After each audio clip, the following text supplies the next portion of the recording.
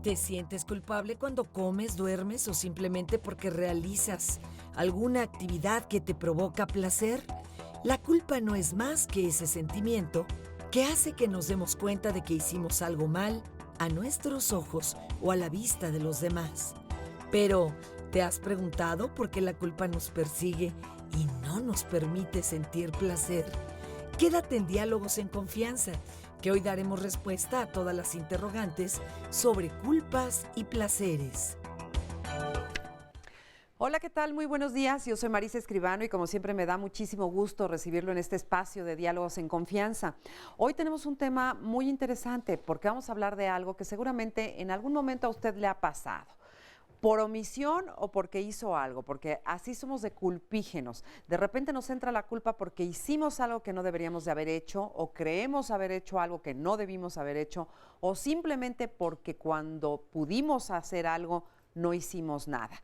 El caso es que la culpa nos acompaña a todos los seres humanos a lo largo de nuestra vida. Hoy vamos a hablar de eso porque además es una de las emociones más destructivas que podemos tener los seres humanos. Quédese con nosotros y participe. Y me da mucho gusto saludar como siempre a Óscar Virués. Óscar, muy buenos días. Igualmente, es un placer como siempre estar aquí en Diálogos en Confianza, Marisa. Me da mucho gusto saludarte y darle los buenos días también a todas nuestras amigas y amigos. Así es, y bueno, ¿qué te parece si empezamos precisamente con un sondeo que hicimos en la calle, porque salimos a preguntarle a las personas que qué es exactamente aquello que los hace sentir culpables? Veamos. Bueno, sí la comida un poco porque pues a lo mejor luego abusamos y por eso tenemos un poco de exceso de peso, ¿no? Mentir. Ser envidiosa a veces. A veces el de que se me pasan las copas también me hace sentir culpable. Excederme de un placer, ¿no? Saber que lo que estoy haciendo, aunque me cause placer, esté mal, ¿no? Cuando como en exceso carnitas, cuando como en exceso quesadillas. En algún tiempo tuve culpas. He estado trabajando y pensando y leyendo y trabajando sobre esas culpas, ¿no? Pero de alguna manera uno toma decisiones en su vida, a veces equivocadas, a veces acertadas, y pienso que aún en las equivocadas, pues tiene que sacarse lo mejor de la experiencia y olvidar todo lo que pasó. Ningún placer puede venir de la mano de la culpa porque el placer nace del deseo y el deseo nace de tus convicciones más profundas. No hay placer con culpa. La bebida a veces, porque creo que no la tomo con precaución. La comida, pues no, porque creo que cuido mi alimentación. El sexo, pues no, porque si yo quiero a la persona, pues no va a haber ninguna culpa. Lo voy a hacer con ese placer. Fíjese, y además ligamos este tema de la culpa con el placer porque justamente tiene que ver con eso. Uno de los grandes factores que nos hacen sentir culpables es todo lo que tiene que ver con el placer. Pero ¿por qué nos pasa eso? Es lo que vamos a ver con nuestros especialistas el día de hoy. Y bueno, pues aprender un poquito a manejar esas culpas o a saber qué se hace con ellas, pero vivir sintiéndose culpable. Y mire que hay gente que se siente culpable todos los días de todo. Y vivir así es un verdadero infierno. Fíjate que yo, a propósito de ello, a propósito del tema, regresando de estas maravillosas vacaciones, siento un placer de estar nuevamente aquí en Diálogos en Confianza y culpa de haber faltado tantos días. ¿Ya ves? Ahí está mezclada las dos cosas, ¿no? Exactamente. Oye, bueno, pues vamos a presentar a nuestros especialistas. Hoy está con nosotros Enrique Sánchez Lores. Él es psicoanalista. Muchas gracias, Enrique, por estar aquí nuevamente. Está con nosotros Juan Carlos Hernández Meixueiro. ¿Así dije bien? Meixueiro. Nunca lo diremos bien. Nunca lo digo bien. Sí. Es difícil. Psicólogo social de la UAM Xochimilco y director de Oikos Centro Integral. Bienvenido, Juan Carlos. Muchas gracias. Y nos acompaña, ya como siempre, y usted ya la conoce, no tengo ni que presentarla, pero es una querida amiga, compañera de muchos años de Diálogos en Confianza y además una psicoterapeuta sexual, la verdad, con muchísima experiencia de muchos años, Silvia Cobian. Muchas gracias, Marisa. No, gracias, Silvia. Gracias, es un con gusto gustazo estar tenerte aquí. Y es más, fíjate, las mujeres primero, entonces vamos a empezar contigo. Y cuéntanos cuáles son tus culpas. Yo pensé que iba a hablar de otra cosa. Pues fíjate, para ponerle ¡pum! como pimienta al programa. Pero está interesante tu pregunta. ¿Sabes por qué? Porque a través de los años yo he trabajado con muchos tipos de abordajes con respecto a la emoción en mí misma, desde luego. Y yo te diría que a estas alturas es muy difícil que yo sienta culpa. ¿De verdad? Muy difícil, y más bien lo que siento es una gran conciencia de lo que hago o lo que no hago. Pero creo que uno de los grandes problemas con la culpa es traer un deber ser gigantesco encima. Sí. Uno, el que ya viene como bloque en la sociedad en la que nacemos y que desde luego está influenciado terriblemente por la tradición judio-cristiana.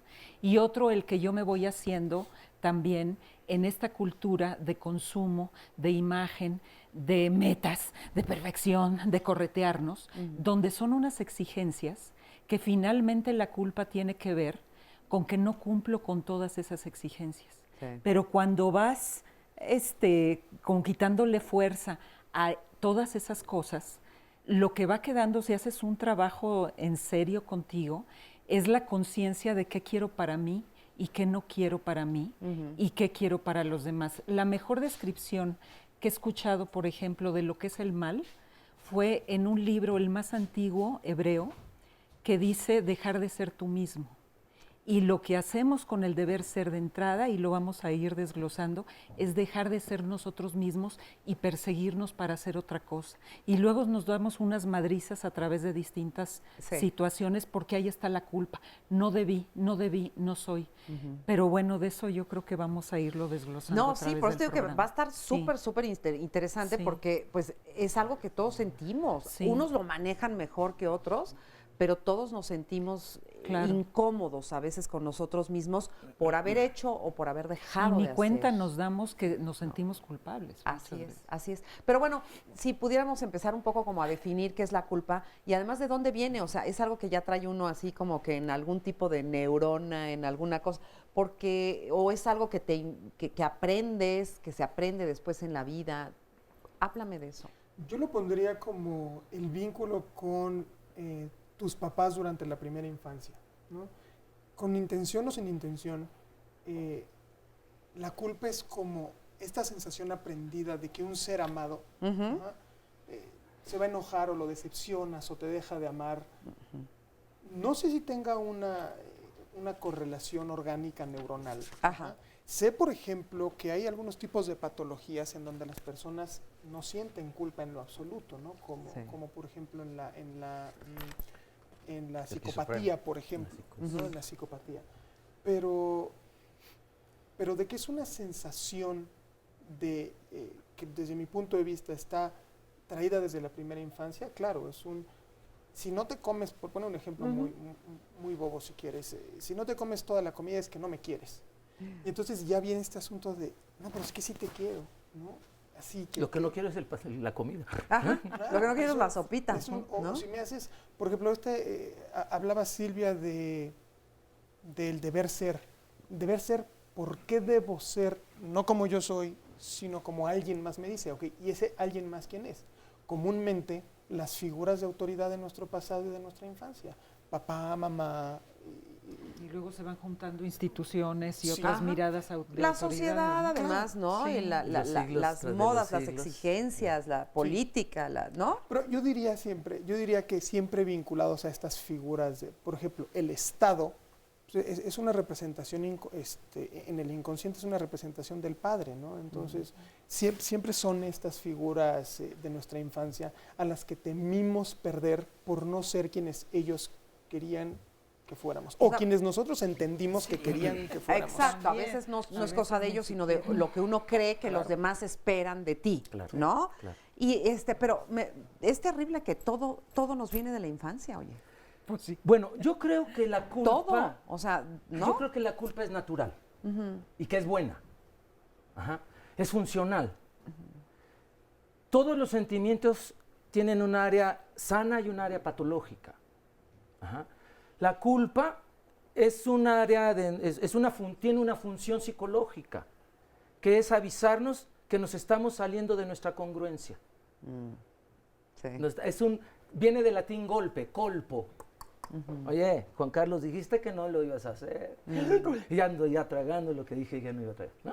Sí. Entonces, la culpa tiene una función natural que se quita con la corrección. Y eso viene con la toma de conciencia de qué me está dando culpa, por qué me siento culpable, qué hice mal, qué error cometí, en qué me fallé a mí mismo, o a los demás, a las demás.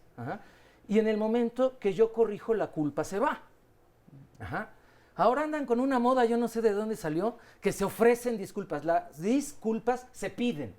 De latín dis, quitar. Te pido, ay, discúlpame, te pisé, te pido que me quites la culpa que siento. Disculpa, dis es quitar. Te pido que me disculpes porque te causé un daño. Si Marisa dice, no te disculpo, Juan Carlos, pues ya trabajaré mi culpa. Pero si me dices, no hay bronca, ay, cómo aliviana. Sí. No hay bronca, ya, ahí muere.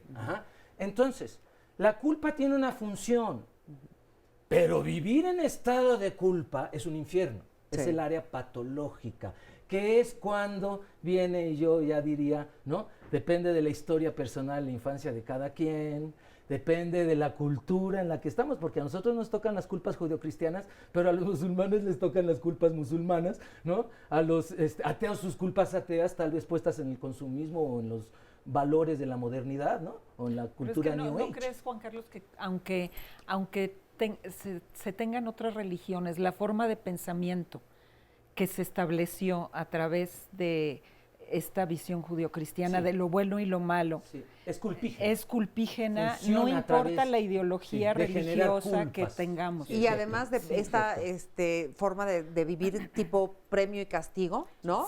Haces esto, sí te quiero y te premio. Miedo al ¿no? rechazo, te castigo. miedo a que me quites tu amor. Como esto de que hay emociones buenas y malas, que ya lo hemos hablado en otros momentos, como la culpa, verla como mala o como buena porque soy tan buena que me siento culpable de todos mis pecados. Y en realidad es una también, fuerza emocional que me está diciendo algo que traigo ahí hecho bolas. Entonces, más vale que me gustaría como cerrar esta parte de que hay una culpa sana que debemos atender. Que cada vez que yo digo, ay, no hice o no dije lo que siento, lo que pienso, o sí lo digo, sí lo siento, sí lo pienso, pero no lo hago. En el momento en que no hay una congruencia, una alineación entre el pensar, sentir, ¿no? Hablar y actuar, la culpa actúa. Es un corrector. Entonces, yo al sentir culpa, me doy cuenta, dices, Silvia, no, yo ya, la culpa, ¡ay! Yo voy trabajando con conciencia lo que voy diciendo, lo que voy haciendo, trato. Digo, la vida nos va enseñando a través de la experiencia que al menos tratemos de ser más congruentes. Porque luego no corregimos nada y la culpa sigue. Pero seguimos viviendo muy a gusto llenos de culpas. Y la culpa se inflama.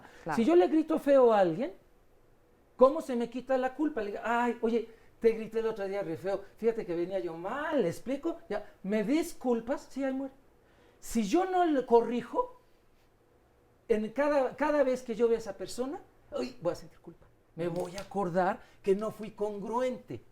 Y entonces, ¿cómo se quita la culpa? Volviendo a mí mismo. Dice Wilhelm Reich, la enfermedad mental es la traición a uno mismo. Claro. Y la salud mental es volver a coincidir conmigo mismo. Y en eso, pues, es un aprendizaje a lo largo de la vida, ¿no? Yo quisiera tocar dos cosas respecto a lo que dice Juan Carlos. La primera es que lo patológico es cuando le dices a alguien, oye, me disculpas, te disculpa, pero te sigues sintiendo culpable. Oye, ¿tienes bronca si voy para allá? No. Es que Marisa se va a enojar si voy para allá. Oye, te acaba de decir que no. Claro. No, la culpa no te deja. Esta es la culpa ya hay una área patológica. Claro. Y en otro sentido, que yo creo que la sociedad en la que vivimos nos obliga a no ser nosotros mismos muy seguido. Por ejemplo, dice Juan Carlos y Silvia, debemos ser nosotros mismos y respetarnos a nosotros mismos. Pero ¿qué pasa cuando alguien dice, a mí no me gusta el rojo? Lo llaman a la oficina de su jefe. Oye, vamos a poner todo de rojo. ¿Qué opinas? Está bien, jefe, porque no te queda de otra. ¿Me explico? Entonces, sí también vivimos en una cultura que nos fuerza muy seguido a no ser nosotros mismos. Y yo me voy todavía más de cabeza al origen.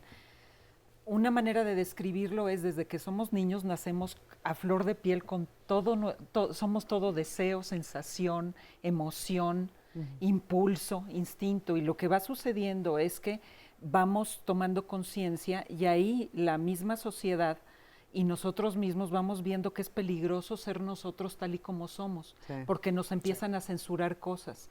Y entonces No con hagas, nuestros no digas. mecanismos No de seas. defensa empezamos a conformar un yo que está bloqueando partes de sí mismo y está negando partes de sí mismo, y ahí es la primera traición a nosotros. Entonces la culpa de que me estoy traicionando, pero también la culpa de que tengo que ser como afuera me dicen, porque si no también me siento culpable. Si se fijan, es como una piedra angular que establecemos como base en nuestro sistema. Entonces ya es parte del sistema esta lucha constante que nos enajena y nos trae como locos, tratando de proponer valores y controlar una imagen de mi yo que no toque la culpa. Sí, luego por eso nos perdemos, luego ya no sabemos ni quiénes somos. El famoso no se debe, ¿no? Monsiváis decía, la culpa es la Inquisición ya interiorizada. Exactamente. Qué bonito. Y tiene que ver mucho con la vergüenza, porque hay una parte de mí que me avergüenzo. Vamos a una pausa y seguimos platicando de esto, está muy interesante. Llámenos, participe con nosotros y no nos tiene que contar sus culpas, pero sí cómo se siente con respecto a las culpas, cómo las vive. Vamos a ir rápidamente a una pausa y regresamos, no se vayan. Placer y pena son los dos únicos resortes que mueven y moverán el mundo. Claude Adrien Helvetius, filósofo francés. Bueno, pues estamos hablando de culpas y de placeres, que ahorita también vamos a entrar a ver cómo se mezcla esta parte de la culpa con el placer. Pero precisamente tenemos una cápsula, porque fuimos a entrevistar a Eduardo Calixto, quien nos dice cómo funciona todo esto en el cerebro y de dónde sale esa sensación espantosa de sentir tanta culpa. Veamos. Culpa y placer están dentro del cerebro, tienen una estructuración anatómica, tienen una actividad neuronal que permite fomentar este proceso y que nos encanta sentir los aspectos placenteros. Las felicidades, los aspectos que nos han gustado en la vida, tratamos de repetirlos constantemente, generan muchísima tensión, provocan la motivación a su vez de muchas de las cosas que hacemos en la vida para tratar de repetir estos eventos. Naturalmente esto depende también de qué edad estemos hablando. La gran mayoría de los cerebros humanos están preparados para sentir placer desde los primeros meses de la vida y eventualmente esto se va regulando. La capacidad de liberación de dopamina también va disminuyendo con la vida. Hoy reconocemos que el proceso de culpa es un elemento netamente construido por la parte más inteligente del cerebro, que es la corteza prefrontal.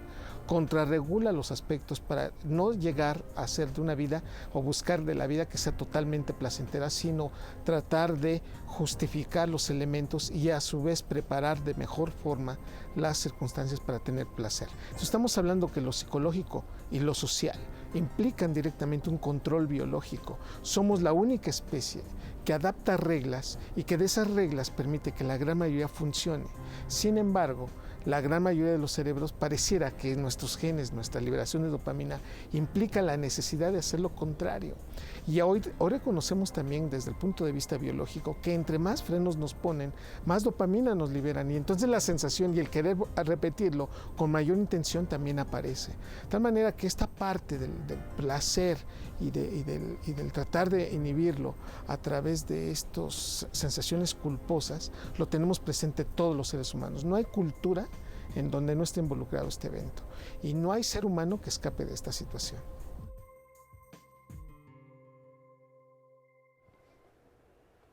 Pues qué gacho eso de que no hay quien se escape a esa sensación. Es una sensación muy desagradable, ¿no?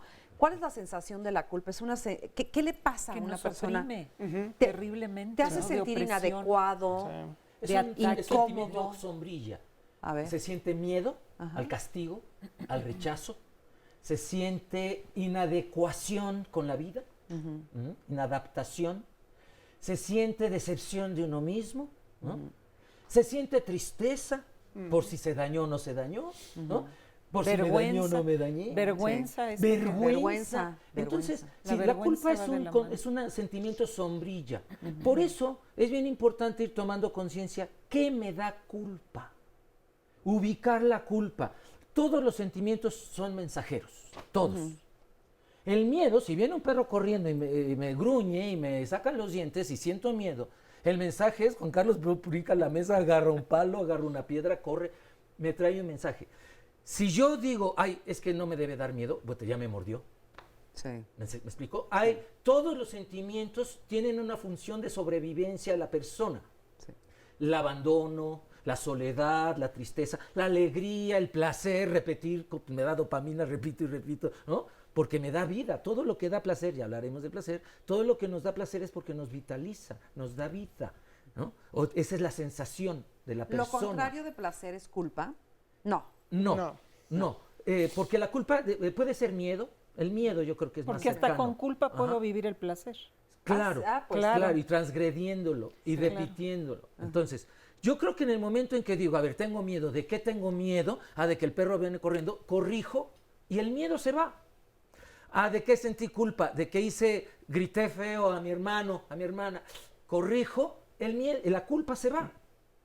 Entonces, cuando yo me doy cuenta que tengo culpas por cuestiones que sí son mi responsabilidad, me toca corregir. Ahí viene la función de la conciencia, del darme cuenta, del sentarme un ratito y no huir a la culpa, decir, a ver, sí es cierto, traigo un miedo, traigo un enojo, traigo una soledad, o traigo mucha alegría, o hoy traigo mucha paz interior, o hoy traigo una culpa de la guayaba. Y entonces me voy para atrás. Reflexión, volver a flexionarme, me voy tantito para atrás. Y cuando hallo qué fue, corrijo. Y entonces se va la culpa. No me toca, porque estoy sintiendo culpa de que, no sé, mi mamá, mi papá, mi hermano no es feliz, o le pasó un accidente, o de que Marisa me dijo que sí me da permiso de irme para allá, pero yo no me doy el permiso, entonces ya está actuando algo en mi historia personal que no me está dejando funcionar sanamente a mi culpa. Y con todo y que corrijo, sigo sintiendo culpa. Con todo y que Marisa me dijo, no hay problema, te disculpo. Yo no me quito esa culpa, no me perdono. Ya hablaremos también del perdón. Eso es lo que te iba a decir. Sí quiero que quede muy claro esto que acaban de decir porque me parece muy interesante. Una cosa es sentir culpa por algo que haces y que reparas en ese momento o un poquito después y ya, no pasa nada. Es la culpa sana. Pero cuando lo reparas y te disculpan y el suceso pasa y tú sigues sintiéndote culpable, eso es como autocastigo. Es una patología. ¿Qué tiene que ver con la cultura o la historia? Es que es peor todavía. ¿Qué pasa cuando te sientes culpable por algo por lo que no tienes la culpa? Hay gente, por ejemplo, la paranoia, ¿no? Hay gente, por ejemplo, mi compañero de trabajo le va muy mal, a mí me va muy bien, y te sientes culpable. Cuando que tú no tienes la culpa de que él le vaya mal y a ti bien, pero te sientes culpable tú de todos modos. Te han educado así de toda la vida, ¿no? Como cuando te decían... Bueno, ahí está el otro concepto que lo traemos en los huesos de no ser egoístas. ¿No? Y ser egoísta implica culpa. Y tengo que pensar no tanto en mí, sino en los demás. Y tiene que ver también con la vergüenza. Me avergüenzo de lo que yo tengo, de lo que yo soy en distintos aspectos y lo tengo que ocultar o estar expiando todo el tiempo porque eso está manejando la idea de yo que tengo. Una señora de Alvarado, Veracruz, me decía, entonces, dicho jarochamente, la culpa sería que a cada gustazo me doy un madrazo. Oye, pero yo haría una distinción de lo que decía Calixto, perdón, Eduardo Calixto. Él decía que el placer es más natural, ¿no? Y la culpa, evidentemente, está más construida social y culturalmente. Puede existir tal vez una sensación de arrepentimiento, pero lo resuelvo y continúo, y hasta allí.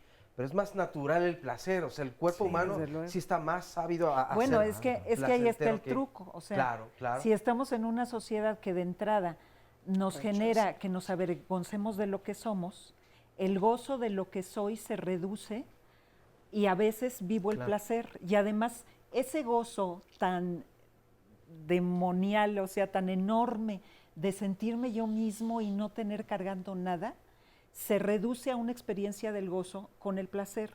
Y no lo digo peyorativamente, o sea, el placer que vivimos es una parte muy chiquita de lo que somos capaces de gozar de nosotros, ¿sí?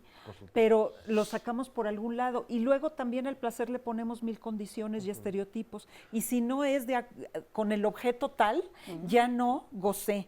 Y además responsabilizo al objeto tal de que me haga gozar. Pero además tampoco voy a permitir tan fácilmente que la otra persona entonces goce más que yo. También. Y que los placeres los viva de forma más intensa, sin culpas, y yo no pueda hacerlo. Le tenemos y eso le tengo terror. que entonces decirle, no, espérame, pero ahí lo que tú haces tiene mucho de culpa, ¿no? yo no tengo problema que existan momias y castrados. Lo que yo no acepto es que esas momias o castrados digan cómo debo vivir yo. Exacto. No hay algo que odie más una momia o un castrado que la felicidad ajena. Claro, Fíjate, claro. eso está fuerte. Oye, la culpa que me va a provocar no leer los comentarios, entonces Sí. la quiero evitar y les voy a compartir algunos. Nos dice Silvia Nieto Bordes, hay ciertos placeres que nos causan culpa y la culpa siempre pesa mucho. Saludos a todos. María Cast, muchas gracias por lo que me dice, muy amable. Isa Infante, vivir libre de culpa es igual a ir con un equipaje emocional más ligero. Despidámonos de falsas creencias, actuemos con responsabilidad, no con culpa. Saide 03, también muchas gracias. Silvia Nieto Bordes otra vez dice, las culpas pueden ser por toma de decisiones, comemos, vemos, callamos, hacemos, omitimos, etcétera. Edgar, no soy culpígeno en absoluto, disfruto el placer a tope, a gozar que el mundo se va a acabar. Ángel Frías, creo que la culpa más grande es no hacer las cosas y el mínimo placer es disfrutar todo y para todo hay consecuencias. Juli, me uno al placer sin culpa y al final. Daniel Lara, la culpa no viene por satisfacer nuestros placeres. La culpa llega cuando uno se excede. Qué bien. Muy bien, muchas gracias. Teodora Zapata, hasta que uno se da cuenta que cargar culpas no nos conduce a nada bueno. Quitar de la mente estas cargas y lo hace desde luego más sano. Nos dice también Sol RI, lo increíble es que la familia nos crea las culpas. En mi caso así fue. Hoy con 32 años comienzo a entenderlo y lo hace antes de lo que lo hacen muchas personas, ¿no? Roxana Rodríguez Melchor, placeres culposos, qué complicado. Yo creo que esto es el resultado de una mente inmadura que trae la cara de mamá y papá diciendo no lo hagas sucio, cochino. O peor, en las religiones enseñan que todo es el placer, todo placer es pecado. Qué horror tener en la mente inmadura la cara de un Cristo crucificado, placer culposo. Blanca Pérez Alba, cuando llevo a mis hijos a la escuela, regreso y me dan ganas de acostarme. Y no lo hago porque pienso, ellos estudiando, mi marido trabajando y yo aquí dormidota. ¿Ves? Me Culpable, siento culpable. ¿Ves lo Me que siento decía de culpable que- y no lo puedo ¿Qué hacer. pasa cuando te sientes culpable sin tener por qué sentirte culpable? Duerma o no duerma, los niños van a estar en la escuela estudiando. Claro, ¿Qué más da? y el marido trabajando y el programa de diálogos pasando. Eso sí sería en realidad una sensación de culpa, perderse el programa. ¿no? Exactamente, exactamente. Cómo yo me doy estos gustos, pero Nietzsche también describe que este tipo de moral es una venganza contra la vida. Y me Ándale. parece que es Fuerte. muy fuerte, Sí. pero estos ejemplos son como muy ricos, Sí. ¿no? De no puedo vivir en la vida lo que deseo en este momento. Mi deseo tiene que estar sometido a un bien que está inventado de muchas maneras y que me sujeta y no me puedo escapar de ahí. Siempre por alguien más, ¿no? Siempre por alguien Bueno, y más. es lo que nos pasa o le pasa a muchas personas cuando pierden a una persona querida, cuando alguien se les muere. Esta creencia de que si tú eres infeliz y tú sufres mucho, es como rendirle homenaje Claro. oculto a la Y persona que no se puedes muere. estar Porque contenta. sufrir es que- igual a amor. Exactamente, porque te sientes culpable de ser tú feliz cuando el otro ya no está o ya se fue, ¿no? Pues eso está terrible. Yo creo que el mejor homenaje que se le puede hacer a alguien que se fue es que tú seas feliz, ¿no? En una ocasión me decía una paciente, a 2 años de muerto su esposo, empezaba a salir con alguien más y se sentía muy culpable, porque si salía con alguien más significa que nunca lo amó. Le dije, ay, no es cierto, lo amaste, falleció, trabajamos el duelo, vámonos a seguir adelante. Pero cómo las creencias ahí se vuelven dogmas y leyes. Claro. Y ahí me sujeto, ¿no? Tiene una historia, como dice Claro. Silvia. La asociación que nuestra cultura hace de placer-culpa es construir la idea de que si vivimos una cultura mortificante, entonces me va a ir bien en una otra vida. Ajá. Esto también trascendió, se secularizó. Y hay mucha gente atea que sigue pensando que amar es sufrir, querer es gozar, ¿no? Que se vincula todo el tiempo el sufrimiento al amor, el sufrimiento a la vida, El ¿no? sacrificio, ¿no? El sacrificio. Yo creo que sí hay que hacer sacrificios en la vida, pero 2 o 3. La vida como sacrificio me parece que es Pero una terrible cosa es concebido. eso y otra cosa es vivir en el azote del sufrimiento y de la culpa para sentir que con eso me ¿Y santifico, qué es el ¿no? sufrimiento? Quedarme pegado a un dolor del pasado. El dolor es inevitable, dice Facundo Cabral. Y un El grado de sufrimiento sufrimiento. es opcional. Pero un dice, grado de ¿no? sufrimiento en ese dolor, bueno, pero el asunto es quedarte ahí Quedarte fijado. pegado a ese sufrimiento sí. es no permitirte llorar. Es que no quiero sentir porque me da tristeza y lloro. Es que por eso no se va. Es hasta que te das permiso de llorar lo que tengas que llorar, que la gente no han visto que cuando está llorando de repente empieza a reírse. O gente que está riendo empieza a llorar, ¿no? Están conectados, los sentimientos son vasos comunicantes que nos permiten uno vivir el otro. Si yo no vivo lo que estoy sintiendo y ahorita es tristeza o sufrimiento, dolor por alguna razón, ¿no? La muerte de un ser querido, una enfermedad, algo trágico que pasó, yo no me doy permiso después poder reír con esa misma espontaneidad. No fluye, decimos. Ahora, en la cultura, tú ganas medallitas, méritos, más si eres mujer, pero los hombres también nos llevamos nuestra parte terrible de la cultura mortificante. Parece de ser que el no sexo tanto, fuerte. sí. ¿Por qué? Porque el hombre se aguanta el dolor, no va al doctor. Pero Un ganamos hombre- medallitas que sufriendo. Sí, sufriendo. Porque además, ¿sabes qué? Pensamos que en la medida en la que nosotros suframos, se nos va a juzgar menos. Entonces, si Juan Carlos sufre y yo sufro, no nos debemos nada. Pero él, si él le va mal y a mí me va muy bien, voy a sentir culpa. Entonces voy a pretender o a buscar sufrir para que no se me juzgue y no se me cobre. Para estar iguales. Bueno, vamos a sufrir tantito porque ahorita regresamos, vamos a hacer una pequeña pausa, pero no nos tardamos nada, no se va. Que duela poquito. Creo yo que sí, ¿no? Desde la religión, nuestros padres siempre nos hicieron sentir culpables, ¿no? Yo creo que sí, principalmente las mujeres. Estamos como educadas para sentirnos culpables cuando queremos poner límites. Sí considero que fui educada para vivir con culpas, porque siempre está el que haces algo y tus papás o tus tíos o incluso tus abuelos te dicen como, ay, pero está bien lo que hiciste, pero hubieras hecho esto. Entonces como que eso te causa culpa y ese hubieras es muy constante en mi vida diaria. Sí, definitivamente todos en esta vida y en esta sociedad estamos educados con culpas porque es una manera en la que nos controlan. Es una forma de control por parte de nuestros papás primero y después por parte de la sociedad para establecer ciertos límites de comportamiento. Pues allá vemos entonces cómo trabaja cada quien la culpa, por eso la culpa es de quien la trabaja, ¿no? Lidia Carvajal Tapia del Estado de México dice, el sentimiento de culpa no sirve para nada, es mentiroso, la mayoría de las veces es injustificada, el sentimiento de culpa es un estorbo que nos inmoviliza y que nos impide avanzar hacia la libertad mental y espiritual. Tenemos más comentarios y llamadas, pero eso lo haremos en el siguiente bloque, no se vayan.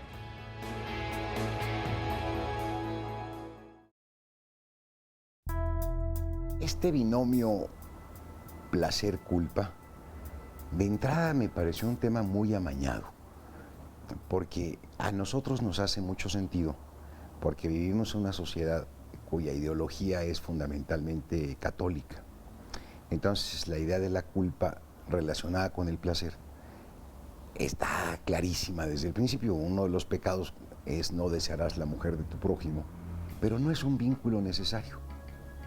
Pues la verdad, no tiene nada que ver. El que yo goce, comiendo bien, gastando dinero, siendo irresponsable, acostándome con quien me gusta, ese tipo de placeres, ¿por qué tendrían que provocarme culpa? Aunque yo permanentemente me paso revisando las cosas que me imbuyeron de niño, porque no me he escapado del todo. Aunque la reviso y me doy cuenta de su relatividad y todo, siguen operando en mí porque fueron adquisiciones de valores, de formas de vida, pues que me metieron cuando no tenía modo de defenderme.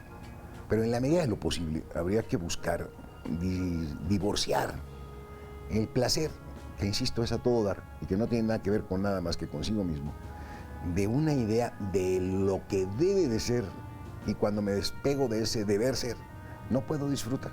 Nada se saca de la culpa más que una mortificación. A nadie le hace bien que nosotros nos sintamos culpables. Y no nos lo van a contabilizar en el más allá para darnos mejor trato. Creo que muchos caen. Oscar de la Borbolla, muchas gracias. Oigan, pero a ver, entonces esta parte de mezclar la culpa con el placer, a ver, ¿cómo está mezclado? ¿Siempre el placer da culpa? Yo ahí les quisiera contar una descripción que hace Federico Nietzsche de uno de los aspectos de donde nace este problema del placer y el bueno y el malo. Okay. Y describe cómo en tiempos antes de Jesucristo, los sacerdotes que estaban en ese tiempo judíos no tenían poder sobre los aristócratas de ese tiempo, que en ese tiempo esos aristócratas no son la idea de aristócrata que tenemos ahorita, eran los guerreros, los que iban a guerrear, los que disfrutaban de la vida, los que se partían el lomo, los que gozaban de muchas cosas, y por otro lado estaban los esclavos, que eran pues los que habían quedado en mala posición. Y los sacerdotes no podían tener poder sobre los aristócratas porque ellos eran muy libres del gozo de la vida con todo y no les hacían caso. Entonces se dice que tuvieron un gran resentimiento por esto y entonces agarraron esta visión de bien y mal y dijeron, pues agarramos a los que están aquí pobres, que se sienten mal diciendo que esto es lo mejor, porque tú sí eres bueno, tú sí sufres. En cambio estos egoístas gozan de todo.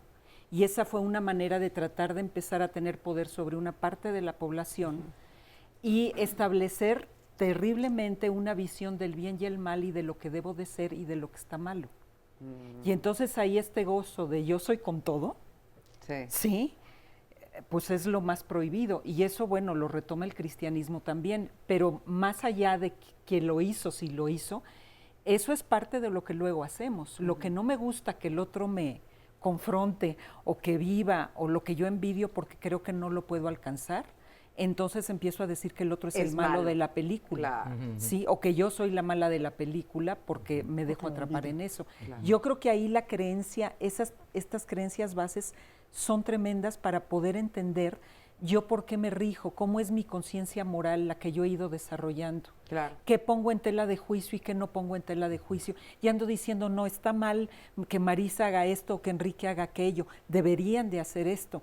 Y estas conciencias morales nos llevan a lugares desastrosos. Sí. Y aquí tiene una historia con nombre. Sí. Es decir, en Grecia y Roma, en nuestra cultura occidental, el valor supremo era la hedoné, el placer. Dice Epicuro que quien llega a construir una vida transformándola a través del placer, llega a la sabiduría. Y entonces, cuando llega una nueva religión, primero está permeado. Los primeros cristianos no prohibían el placer. Esto es importante decirlo para entender ahora al Papa Francisco. Sí. Hay valores cristianos esenciales, bíblicos, que es la no violencia, la paz, la justicia social, la no discriminación, el amor al prójimo. Y hay valores históricos que han ido cambiando a lo largo de que los papas y los obispos votan en concilios, donde no hay mujeres, por cierto, y es mayoría de votos, que si es virgen, que si no es virgen. Eso ha ido cambiando a lo largo de la vida, que si los curas se pueden casar, que si no se pueden casar. Los sacerdotes católicos se casaron más de 1000 años. Sí, es el Papa claro. Gregorio hasta el año 1078 que viene de las primeras prohibiciones. Hay que echar a las mujeres de los curas a las calles, etcétera. Y la Iglesia Católica tenía santos gays, santas lesbianas, casaba gays y lesbianas. Todo esto se ha ido cambiando. Por eso el Papa Francisco ahora sabe cuáles son los valores esenciales y cuáles son los cambiables. Por eso dice, es que hay que aceptar a los divorciados en las iglesias, a las madres solteras. ¿Quién soy yo para juzgar a un gay? Espérenme tantito. Si el gay sigue al Señor, ¿qué está diciendo? Si el divorciado sigue al Señor, hace justicia social, busca la equidad, no discrimina, construye relaciones no violentas, relaciones de paz y de buen trato, ama a su prójimo. ¿Quién soy yo para juzgar que se divorció o no? Claro. Eso ha ido cambiando a lo largo de la historia. Los primeros católicos tenían concubinas, había poligamia cristiana. Eso se fue prohibiendo. Y entonces empieza una lucha contra el placer, dice Michel Foucault, que sobre todo a partir del siglo VI, con la Segunda Inquisición católica, se va a ir transformando la Biblia. Llega a cambiarse la Biblia, sobre todo con la traducción del griego al latín. Con la Vulgata de San Jerónimo en el siglo V, muchas cosas que si tú las lees en griego no son pecado, ya en latín sí son pecado. Y en el hebreo, ¿no? Mi profesor de teología de la Biblia, en el Antiguo Testamento, en una materia que yo estudié de Biblia, decía traductore traditore, traductor traidor. Pues si tú en latín le cambias la U por la I, La palabra traductor dice traidor. Y mucha gente lee la traducción del latín que se hizo al inglés, del inglés al español, del español a un montón de lenguas. Y entonces, pues vamos viendo cómo era el original, qué quería decir en su contexto. Y entonces los primeros cristianos no creían que el placer alejara de Dios y que el sufrimiento me acercara a Jesús. Eso es una teología que se fue construyendo. Claro, con el tiempo. Claro. Sí, hay un libro muy interesante que se llama El lado oscuro de la historia cristiana, de Helen Eller. Y ella le llama a los cristianos que creen que el dolor salva, cristianismo ortodoxo o conservador, dogmático. Y ella va haciendo en este libro de Enlace Editores, por cierto, va haciendo una descripción de cómo los primeros cristianos seguían participando de muchas de las costumbres grecorromanas, porque pues si iban desnudos al mercado, eso no quiere decir que no amaran a su prójimo. Claro. Y entonces había greco-cristianos, romano-cristianos que vivían desnudos. Oye, los judeocristianos no, pero no eran los únicos cristianos. Pablo va a tener que hacer una discusión muy fuerte y decir, a ver, ¿qué de las religiones griegas, paganas, romanas, si puede ser cristiano, qué no? Por ahí se le cuelan muchas cosas de su judaísmo, de su moralismo. Pero muchas cosas sexuales, San Pablo dice, esta es mi opinión, no es palabra de Dios. Fíjate. Es mi opinión. Y dice, es pecado realmente lo que se haga contra la conciencia. En Romanos 14 dice, si alguien cree que comer carne de puerco es pecado, como los judíos de la época, los judeocristianos, y los que eran greco-cristianos, pues comían su carne de puerco y no creían que eso ofendiera a Dios ni a su prójimo. O sea, depende de tus creencias. Decía, si para él no es pecado y él come y no peca. Para ti, si comes dudando, sí pecas. Porque solo es pecado lo que es contra tu conciencia. Así es. Oye, y nada más quiero aclarar una cosa. Cuando estamos hablando de placer, ¿estamos hablando únicamente de placer sexual o estamos hablando de cualquier, del placer de la vida? Yo creo que el placer es tener los sentidos conectados a uno y derrochando. El gozo. Es el gozo. Ahora mismo, estarte sintiendo a ti misma, ¿sí? Es gozosísimo estar en la vida, pues no importa. Es más, qué bonito, la presencia, en la presencia de tu ser. Aún en una situación de dolor, puedes estar viviendo, por ejemplo, yo lo acabo de experimentar, pero no es en ese momento, sino todo el tiempo, en un viaje donde me dan una noticia de un ser querido que muere. Y entonces pues sí, estoy sintiendo ese dolor, pero también el gozo de estar aquí, haciendo lo que estoy haciendo, disfrutando de lo que disfruto, un poco lo que estás diciendo. Sí. Y a veces estamos solamente como viendo el placer como algo sexual, pero fíjate, precisamente porque estamos acostumbrados a meternos al track de lo cotidiano, bajo un guión que ya me marcó una bola de cosas y ya me olvido de sentir qué deseo en este momento, cómo deseo vivir este momento. Así es, dice Fernando Sabater que la moral está siempre, lo inmoral siempre está ligado como si se tratara nada más de cómo se comportan tus genitales, ¿no? Sí. Entonces dice, no tiene nada que ver, o sea, no tiene nada que ver. Pues se puede ser inmoral también, pero lo asociamos a eso. Entonces no estamos hablando de sexo cuando hablamos de placer, nada más. Creo que mucho de esto puede venir no todo obvio, pero mucho de esto puede venir de un malentendido que hay sobre la sexualidad freudiana.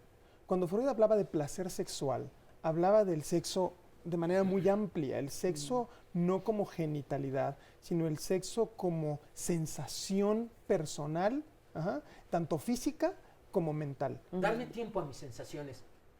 Oscar Chávez Lanz, maestro, amigo, chamán, ¿no? Él dice, él nos dio una vez una conferencia en el Congreso de la FEMES, que placer, la palabra viene de placa, y que viene de los marinos. Cuando estaban en el mar y estaban en tormenta, pues no había placidez en el mar. Cuando estaba como placa el mar, plácido, placer, pues me dedico a mí. No he podido echarme un baño, quien quería echarse una siestecita, pues quien tenía ganas de sexo, quien quería jugar la baraja, porque hay placidez. Entonces, placer es darme tiempo a mí y lo que yo necesito hoy. Y a veces lo sexual es lo que necesito, por eso lo asociamos tanto. Si está lo prohibido lo sexual, si estuviera prohibido comer, estaríamos obsesionados con el bolillo. Sí. Oye, así somos los seres humanos, o sea, ¿por qué queremos lo que no tenemos? ¿No? Siempre lo prohibido. Porque hay una parte de nosotros que está censurada y la andamos buscando allá afuera. La plenitud. En vez de irnos para adentro. Y porque en realidad somos seres de placer, decía Lacan, el ser humano que que cancela el placer, que ya no desea nada, se mete en un problemón. Por eso de repente vemos a estas estrellas del cine o de la tele que ya tienen todo, las mujeres que quieren, las casas que quieren, los coches que quieren, y ¡pum!, se suicida. Y la gente dice, ¿por qué se suicidó si lo tenía todo? Justo por eso. Aparentemente. Porque, pues bueno, es que ahí el problema es estar deseando siempre satisfacer tu deseo en función de un tercero o de algo externo, no en función de vivir la experiencia de la vida. Claro. No importa que si es un vaso de agua, disfrutar el agua que está aquí, ¿sí? Pero no es lo mismo que si yo no tengo unas boobies de este tamaño o si la gente no me sigue, eso es lo que deseo y ahí puse mi deseo en cosas donde me estoy buscando una satisfacción que nunca va a ser Ahora, no es completa. casual. Sí. No, no la es casual. cultura puso la salvación eterna o la condena eterna en los genitales. ¿Sí? Por milenios No, y en mataron complacer a otro mujeres, y en verme bien. Esa combinación es espeluznante. Sí, por porque me ando milenios buscando afuera. Se persiguió a las mujeres que disfrutaban su genitalidad. Si analizamos los aparatos de tortura de la Inquisición, la mayoría son para mujeres y de estos, la mayoría son contra su sexualidad, específicamente su genitalidad. Y entonces, ¿qué quería decir? Que hay una asociación personal ahora en nuestras historias personales con la genitalidad, como decía de la Borbolla, no va pegado, pero en nuestra cultura y en nuestra historia personal sí, porque la cultura asoció a ello la salvación eterna o la condena eterna. Otro de mis profesores que tenía decía, el cristianismo le quitó la T al sexto mandamiento. Quítenle la T y se quedó sexo mandamiento. Y se les olvidó el amor al prójimo, se olvidó el mensaje de Jesús. Muchos cristianos incluso, que no siguen al Papa, que no creen en la Virgen, que no creen en el Rosario, etcétera, se tragaron todas las inquisiciones católicas sobre el sexo y a veces son más dogmáticos que los católicos sobre el sexo y creen que en el sexo está su salvación y no en el amor a su prójimo. A veces tú entras a una iglesia y parece que predican al diablo, el fin del mundo, el infierno, y está como león rugiente y está en los placeres. Tú dices, oye, y el amor de Jesús y el perdón, no está. Son predicadores del fin del mundo, del miedo, de la lujuria. ¿De dónde viene esto de tanta prohibición con respecto al tema de la sexualidad y del sexo? Bueno, si yo te prohíbo a ti ser todo lo que tú deseas ser y además te hago rehén de una moral que yo pongo, pues ya tuve poder sobre ti. Y déjame decirte algo. Además, culpamos a los demás por nuestros propios sentimientos de placer. Y eso es una constante mucho en el pensamiento judio-cristiano y sobre todo musulmán. Por eso las burkas, porque si yo, hombre, siento placer por verte, que estás muy guapa, es culpa tuya que yo sienta placer. Por eso se espera y se exige las mujeres sin escote, sin enseñar los hombros. Déjame te cuento que pasa algo muy lamentable en muchos cristianismos muy ortodoxos de África, donde a las mujeres les están con piedras hirviendo, aplanando los senos, con lo que causan una de enfermedades horribles. ¿Para qué? Para que no se les vean los senos, para que tú no me causes a mí deseo sexual. Así se inventó el brasier, con yeso y varillas, primero para las monjas y después para todas las mujeres en la Inquisición. Ese fue el inicio del brasier. ¡Qué horror! Vámonos rapidísimo a una pausa y ahorita regresamos con más. Mientras tanto, los invitamos a que se comuniquen con nosotros. Muchas llamadas, muchos comentarios, que ahorita regresaremos con Oscar para que nos lea sus comentarios. Así que, ¿sí nos da tiempo? Perfecto. Margarita Serapio dice, mi nieta se está sintiendo culpable de todo. Si falla en algo de su tarea, si omite algún detalle y si no salen las cosas como debieran, de ser cualquier detalle, ella lo toma como algo grave. Pausa y regresamos con esta llamada. Pues la comida, el estudiar, el ver películas, el jugar, hacer ejercicio. Pues los principales sería hacer el amor. Comer helado. Salir a jugar con mi hijo, pues divertirme con él. Me hace sentir placer el degustar un buen platillo, el estar bien con mi familia, el saber que tengo salud. La comida, dormir, viajar. Disfrutar de todos los placeres es insensato, evitarlos insensible. Plutarco, escritor griego. Bueno, mañana en Diálogos en Confianza les tenemos varios datos importantes. Según el Consejo Nacional para la Prevención de Accidentes, CONAPRA, los accidentes viales son la principal causa de muerte en niños y jóvenes en la Ciudad de México. De acuerdo con los datos proporcionados por el Informe sobre Situación Mundial de la Seguridad Vial de la Organización Mundial de la Salud en 2013, cada año se calcula que mueren aproximadamente 1.24 millones de personas precisamente por los accidentes viales. Pero la responsabilidad, ¿en quién recae?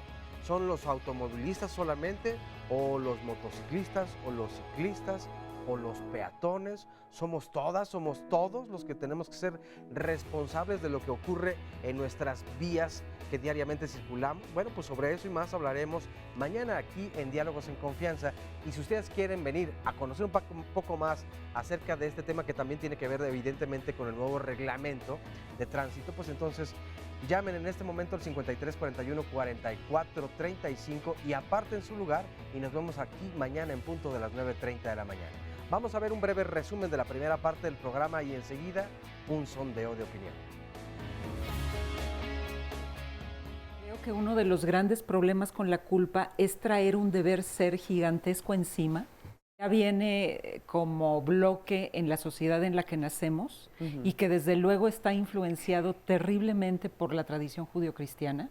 Y otro, el que yo me voy haciendo también en esta cultura de consumo, de imagen, de metas, de perfección, de corretearnos, donde son unas exigencias que finalmente la culpa tiene que ver con que no cumplo con todas esas exigencias. Creo que la culpa es natural y que es buena. Es funcional. Tiene una función psicológica, que es avisarnos que nos estamos saliendo de nuestra congruencia.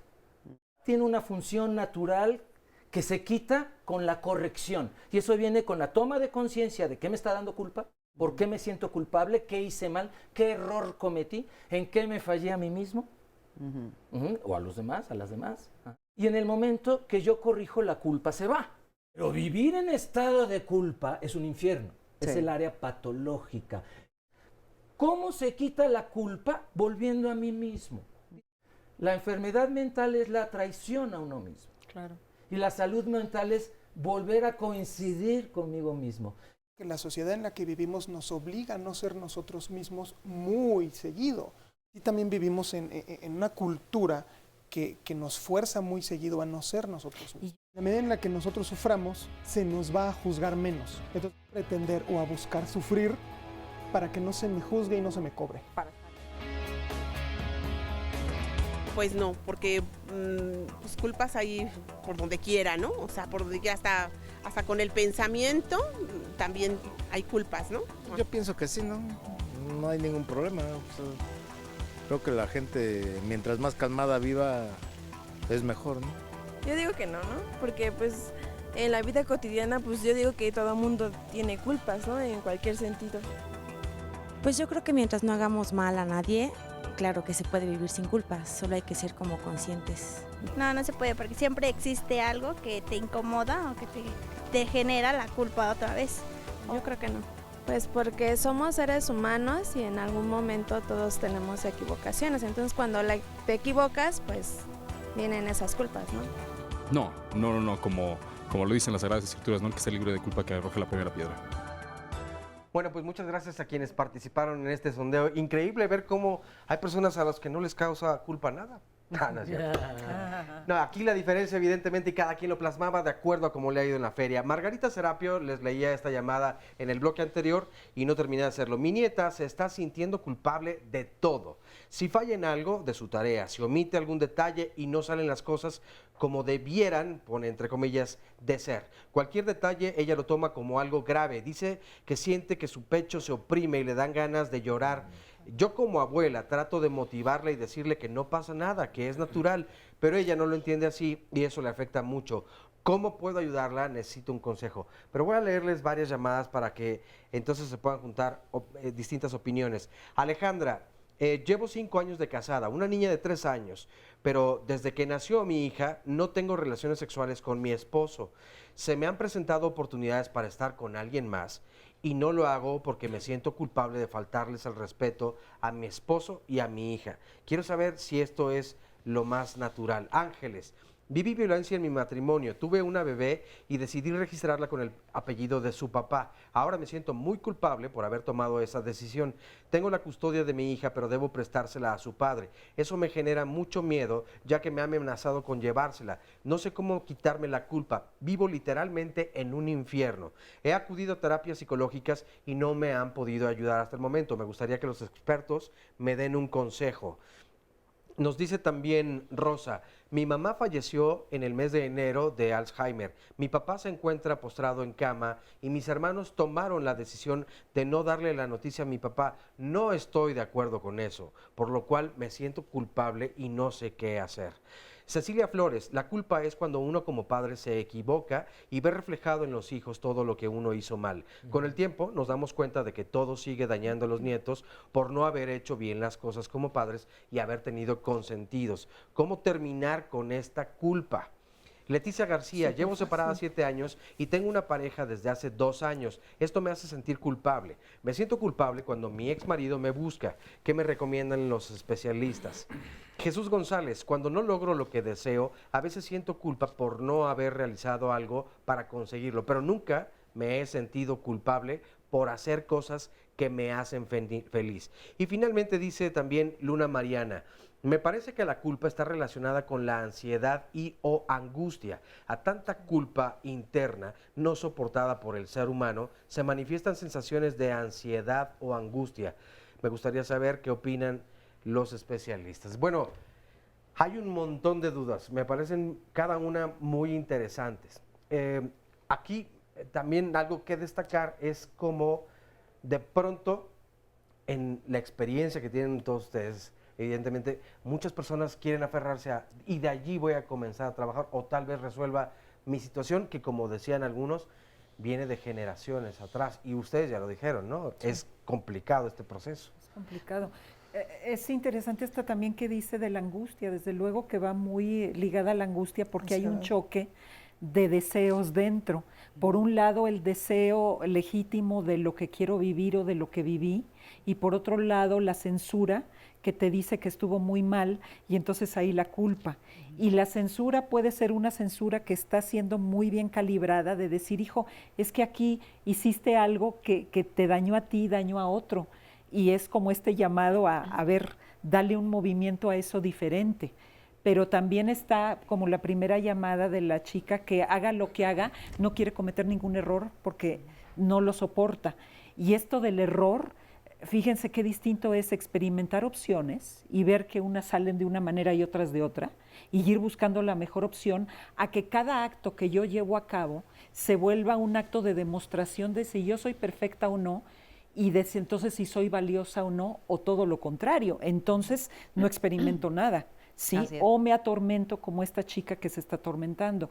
Y yo creo que ahí el problema es esto, que ella se demande ser perfecta, claro, y que tendría que ver qué es lo que se está demandando ahí. Y además fíjense la concepción de la vida que está puesta ahí. Es como yo vine a la vida a ser perfecta de alguna manera, no a vivirme. No a responder a mis deseos, no a reconocer mis deseos, no a entender la vida. No, ya está dado y me tengo que ir por la línea porque si no estoy en favor. Y esa es una exigencia terrible, dolorosa en la vida además, porque no se va a poder cumplir. Y por ejemplo, me llama la atención también una llamada de una señora que dice que no tiene relaciones con el marido y que duda o no sabe si tener relaciones con otra persona por culpa con las hijas. Y entonces yo creo que aquí... Y con el mismo marido. O con el marido. Pero yo creo que aquí esto nos abre la puerta para que hablemos de algo que quizá no hemos mencionado, pero que tiene que ver con la congruencia de los propios valores de cada quien. No tiene que ver con tus hijas o con tu marido, sino con tus propios principios. Eso se llama ética y es la ética personal. Es decir, aquellas cosas que a mí me convienen a mi vida y aquellas otras cosas que no son convenientes para mi vida. Y esto para no ponerlo como bueno y malo, porque eso ya dijimos que es muy relativo. Pero, a ver, Juan Carlos, ¿cómo explicas? Los valores son aquellas actitudes que para mí valen en mi vida. Yo tengo un conjunto de valores heredados. De ellos yo tengo que seleccionar en mi momento de conciencia, de decisión en mi vida, de toma de responsabilidad por mí mismo, y decidir qué valores heredados los hago personales y cuáles no. ¿Cuándo me va a dar culpa? Cuando yo me salgo de vivir de esos valores que ya heredé. Los valores son límites. Tenemos que aceptar que para que el placer siga siendo placentero, necesita ser un placer respetuoso, un placer responsable, un placer con ciertos límites. Es que a mí me gusta y me da placer sin límites. Tiene un costo. ¿Cuál es el costo de un placer? A veces el autodaño o el dañar a otros o a otras. Muy bien. Y entonces es importante, cuando yo ya acepté mi código de valores, a partir de eso, no acusarme. El sentimiento de culpa genera un ciclo dentro. Bueno, es parte de un ciclo. Primero me acusé inconscientemente. Hice esto mal. Luego me juzgué. Soy un tal por cual. Me sentencié. Y después siento culpa. ¿Y cómo termina el ciclo? Con un autocastigo. No lo vuelvo a hacer, no vuelvo a tomar así. O ya ¿no? me siento marcada para siempre o marcado para siempre. El estigma es un autocastigo. Sí, claro. ¿Cómo romperlo? La mayoría de las preguntas, porque son casos tan diferentes que habría que entrarle a cada uno para ver la historia personal de cada quien, de quienes están involucrados, para saber. Pero a mí se me ocurre que el perdón, en vez de estar haciendo una cadena de juicios, deberían hacer esto. Están haciendo mal lo que si hubiera. ¿Sabes cómo se dice el que acusa, el que juzga a otros en hebreo? ¿Cómo? Satán. El acusador. Fíjate. El que juzga. Aunque traigan Biblia en la mano, traigan sotanas y se la pasan diciendo, está haciendo mal, no deberían hacer esto, está condenando, está haciendo las funciones de Satán. Fíjate. Pero es una... De acusaciones, de juicios. ¿Cuál es la cadena al revés? Me perdono, para empezar. ¿Cómo? Me acepto imperfecto. Para empezar, me acepto con errores, con fallas, para empezar. Después de allí me perdono. La etimología me gusta mucho, es, pues no te lo mereces, pero te lo doy por don, de a regalo.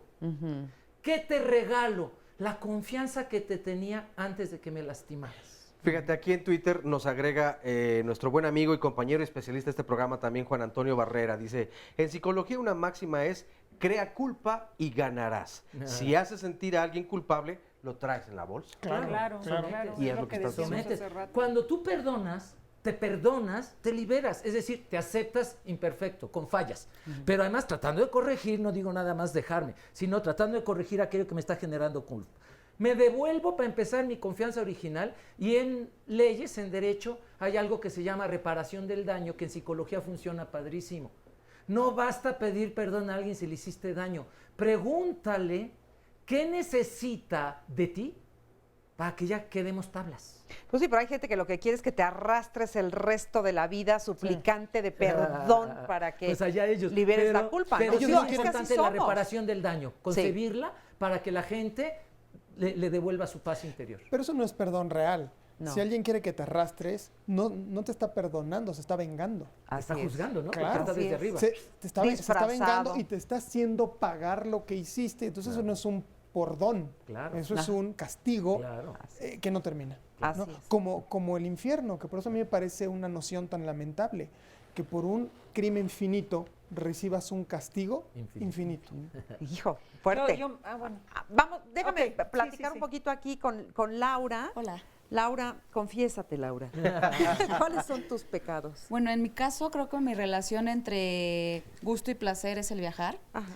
Que evidentemente el viajar me genera muchos beneficios propios, pero ya la consecuencia es cuando lo pago, porque no tengo la manera económica de solventar los viajes, pero bueno, lo bailado ya nadie me lo quitó, ¿no? O sea, que un placer que para ti es muy importante, como es el viajar, luego lo pagas con culpa. Con culpa de cómo pago eso monetariamente hablando, ¿no? Sí. Llega el estado de cuenta y dices, bueno, ¿y por qué compré este vuelo? ¿Por qué compré este hotel si había otro más barato? ¿O por qué me fui a este museo cuando en este no cobraba, ¿no? Entonces la cuestión de la culpa es la cuestión económica de cómo voy a solventar ese gusto que me di. ¿Y algún otro tipo de culpa en la vida? No. Bueno, el que ahorita se me vino a la mente fue el de las viajes. Ok, y de lo demás, pues muy cool. No, estoy bien, satisfactoria. Qué bueno, Laura, muchas gracias por compartirlo. Bueno, ¿y tú? Cuéntame, ¿cómo estás? Muy bien, gracias. Alguna de las cosas que me causan placer a mí, que recordemos que el placer es toda aquella sensación todo aquella sentimiento, todo aquel sentimiento que nuestro cuerpo experimenta cuando nosotros satisfacemos conscientemente una necesidad. Entonces puede ser comer, puede ser ir al baño, puede ser tener un líbido, entre muchos otros factores que podemos elegir. Entonces a mí una de las necesidades, bueno, algo que me causa sentirme bien es ayudar, pero muchas veces nosotros estamos esperando algo y es cuando viene el arrepentimiento. En mi caso fue porque una vez mi padre se encontraba con un esquema, un problema cerebral, un infarto cerebral que sufrió, se encontraba en el IMSS y carente de esto, hicieron su huelga unas enfermeras, me dejaron quedarme porque ya a mi papá no le daban más vida. ¿Y qué te dio culpa? Un señor, como ellos estaban en huelga, entonces no estaban atendiendo a los enfermos y mi padre pues estaba inconsciente, entonces mientras yo me quedé, que fue una de las únicas que se quedó ahí, había un paciente que estaba muy grave. A ver, resúmeme un poquito porque vamos a ir a un corte rápido. Muy grave, y entonces pedía cobija, pedía que alguien le llevara. Entonces a mí se me hizo fácil llevarle como un chalecito tejido. Yo se lo llevé y me dice, hola, ¿quién eres? Muchas gracias, enfermera. No, soy una reportera, soy una fotógrafa, aquí estoy. Me dice, ay, mucho gusto, y así, soy ingeniero y no sé qué tanto. De seguro debes de conocerme de mí. A ver, espérame tantito, vamos a ir a una pausa. Vamos rapidísimo a una pausa y regresamos aquí a seguir platicando.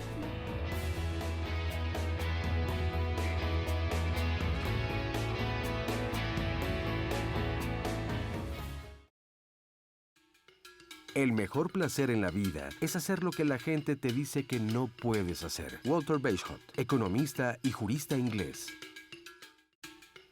Los sentimientos de culpa son muy repetitivos. Se repiten tanto en la mente humana que llega un punto en que te aburres de ellos. Arthur Miller, dramaturgo estadounidense.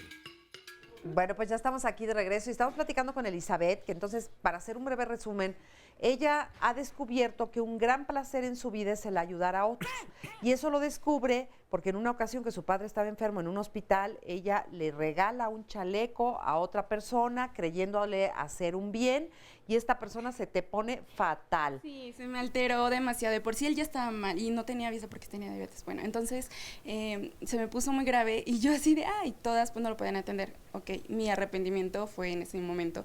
Te sentiste culpable. Esperaba algo. Claro. Y ese es mi problema, esperar algo de alguien cuando mi satisfacción es dar, más no recibir algo. Entonces desde ahí aprendí, porque yo creo que el arrepentimiento tiene que traer algo, sino para qué arrepentirte. Entonces vas a aprender algo, vas a adquirir algo para bien. Y eso es lo que yo obtuve. Voy a dar sin recibir. ¿Y ahora lo sigues haciendo? ¿Sigues ayudando? Sí, me cuesta porque es algo, un hábito que uno tiene conscientemente en los esquemas mentales, que de ahí se derivan valores, bueno, más bien que provienen de los valores, de las creencias, de la moralidad, de todo esto que adoptamos de la sociedad, familia, alguna creencia religiosa. Entonces todo esto lleva a pensamientos negativos. Pero tú lo dependencia a ello. Tú lo haces porque te causa placer. Ahora el lo hago ayudar por a ello. ¿no? Sí, esa culpa le daba a Susanita, la de Mafalda. ¿Qué? Esa misma culpa de dar, porque hay un chiste, sí, donde ella comparte un dulce con Mafalda, Susanita se lo come rápido y Mafalda lo está disfrute, disfrute, y ella se le cae bien y dice, maldita sea mi generosidad. ¿No?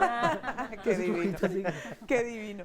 Oye, bueno, pues vamos para allá con ustedes, que tenemos muchos comentarios que hacer. A ver, por ahí estaban, si vieran las cosas que dicen durante los cortes, que ahí los tengo que decir, dijimos. no, al aire, al aire.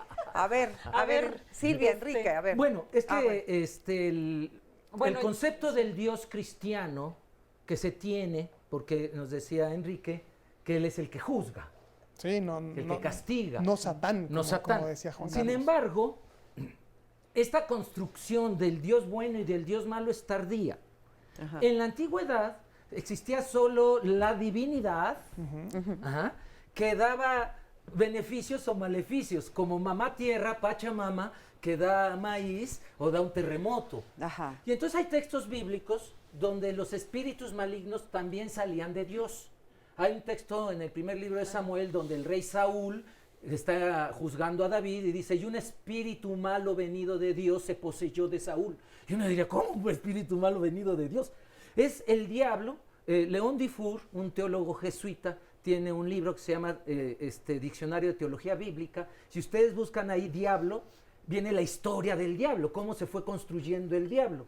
Y el diablo es una construcción ya cuando los hebreos están mezclados con la religión griega, que creía en muchos espíritus, muchas divinidades, y había un dios del mal Y entonces, pues Yahvé no podía ser el Dios del mal, y entonces él era el Dios del bien, y poco a poco se fue pimponeando Como lo que malo a un se Dios del mal. reparten las fuerzas del Ajá. universo, ¿no? Pero que además existe el mal, según José Saramago, en su libro El Evangelio según Jesucristo, pone a debatir a Dios y al diablo.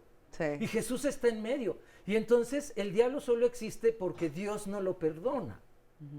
Y entonces ahí hay un debate muy interesante de la contradicción a la que ha llegado la teología de poner a un Dios castigador, verdugo, cuando los grandes iluminados han hablado de este ser amoroso que perdona y que la cadena de venganzas y de violencia la devuelve en una cadena de perdones. Bueno, de hecho, déjame decir algo que me parece muy interesante. Si analizas el porqué de Jesús, te enteras que el sacrificio y la pasión de Jesucristo se dieron solamente porque Dios no pudo perdonar.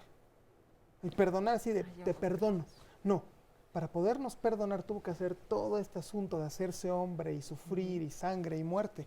Pero Dios no pudo perdonar, así de nomás de te perdono y ya, no pudo. Pero yo creo que, bueno, la visión que yo he ido conociendo por este otro lado es que lo que Jesús hizo fue venir a afirmar, digamos, afirmarse frente al sistema establecido y a no dejarse enganchar por nada. Esto que estamos comentando en el corte, de cómo con la prostituta le dice, ¿quién te acusa? Que estaba ahorita narrando Juan Carlos, ¿quién te acusa? No, pues nadie, yo tampoco te acuso, no te acuses tú. Claro. A ti misma, Tiene que ver es mucho precioso el con toda o sea, dense cuenta de por dónde va la onda, si así lo puedo decir.